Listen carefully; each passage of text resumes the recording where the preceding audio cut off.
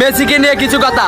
Neymar বলেছেন কোনো সন্দেহ ছাড়া মেসি বিশ্ব সেরা, মেসি আমার আইডিয়াল, আমার আদর্শ। আর ক্যাসমেরো বলেছেন মেসিকে যারা ভালোবাসেন না তারা ফুটবল সম্বন্ধে বোঝেন না। আর এমবাপ্পে বলেছেন মেসি শুধু ফুটবলের রাজা নয়, তিনি মহারাজা। এলিসন বেকার তিনি বলেছেন আমি মেসির অনেক বড় ভক্ত।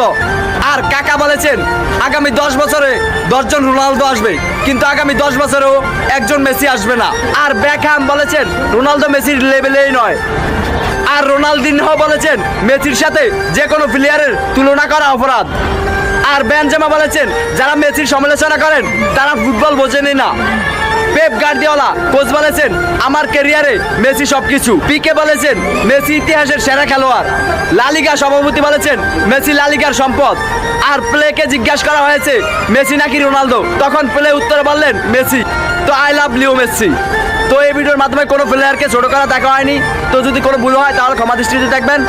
তো সবাই ভালো থাকবেন।